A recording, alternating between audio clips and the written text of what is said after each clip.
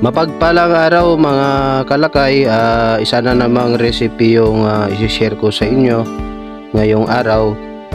Tayo po ay magluluto ng chicken menudo. Ayan, at samahan nyo ako sa bidyong ito mga kalakay, at tayo ay magluluto ulit ng masarap na chicken menudo. Ayan, talagang napakasarap ito. Okay, at ito po yung mga ingredients natin mga kalakay. Bali may karne po tayo dito ng manok mga kalakay, at mayroon din po tayong bawang dito at sibuyas. Tapos mayroon tayong na-chop dito na patatas. Tapos mayroon din tayong carrot mga kalakay, at mayroon din tayong 2 pirasong hotdog at 1 pirasong bell pepper. Ayan, at samahan pa natin ng ingredients na asukal, toyo. Meron tayong ketchup dito, asin, at tomato paste, laurel, at pamintang durog. Ayan.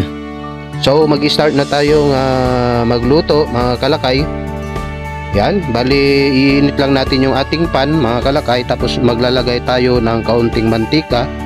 Bali ang ilalagay po natin dito una mga kalakay ay iluluto po natin yung ating patatas. Ayan, bagay iluluto muna natin yung ating patatas mga kalakay. At kung alam na natin na medyo luto na, hindi naman yung lutong-luto mga kalakay, bali ipapry lang po natin yung ating patatas. Ayan, tapos isusunod nga natin dito yung ating carrot. Ayan, ipiprito lang natin, igigisa lang natin mga kalakay. Tapos pagka medyo luto na mga kalakay, at tatanggalin na po natin sa ating pan. Yan. Tapos isusunod nga natin dito mga kalakay yung ating hotdog. Yan, bali po yung tatlo yung unang iluluto natin mga kalakay. Igigisa po natin sila o ipiprito. Yan, para maluto po yung ating hotdog, yung ating patatas, saka yung ating carrot. Okay, pag okay na mga kalakay, naluto na natin, yung mantika na pinaglutuhan natin sa ating niluto kanina is gagamitin natin panggisa sa ating bawang. Yan, bali gigisa natin yung bawang dito mga kalakay. Tapos yung ating sibuyas. Yan, bali haluin lang natin mga kalakay. At sunod natin na gagawin mga kalakay, bali ilalagay na natin yung ating karne ng manok. Yan, bali ang ginamit kong part ng manok dito mga kalakay ay yung kanyang breast. Yan, yung breast ng manok po yung ating ginamit po dito na part po ng manok para sa ating lulutuhing chicken menudo. Yan, bali maglalagay lang ako dito ng laurel mga kalakay. Tapos yung ating pamintang durog. Yan, bali halu-haluin lang po natin siya mga kalakay. Yan, bali isasama na natin yung ating toyo.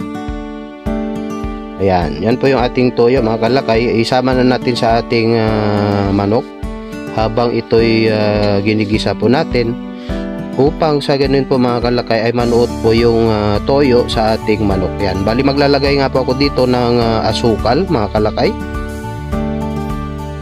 Yan, bali halu-haluin lang po natin yung ating niluluto mga kalakay.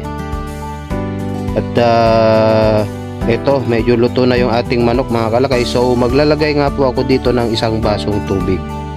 Yan, para sa ating pagluluto sa ating manok. Yan, ipakulo lang po natin to mga kalakay ng mga 20 minutes. Yan, after 20 minutes mga kalakay, ito na nga po yung ating manok. Luto na po siya. So ibabalik na po natin yung ating patatas, saka yung ating carrot na niluto kanina. Yan, yung ating prinito kanina. Yan, bali halo na natin mga kalakay kasi kakaunti na yung kanyang tubig. Tapos isusunod na nga natin dito mga kalakay ay ilalagay na natin yung ating hotdog. At the same time mga kalakay, yung ating ketchup, saka yung ating tomato paste. Yan, bali pagsama-samahin na natin mga kalakay yung ating ingredients. Tapos ihalo lang po natin mga kalakay, para sa ganun ay manuot yung ating nilagay na tomato paste, saka yung ating ketchup sa ating nilulutong manok. At yan, medyo tuyo na nga yung kanyang sabaw mga kalakay. So idadagdag ko na dito yung bell pepper. Yan, bali ihuli po natin yung kanyang bell pepper mga kalakay, kasi yung bell pepper is mabilis lang maluto. Yan, titimpla na natin ng asin mga kalakay. At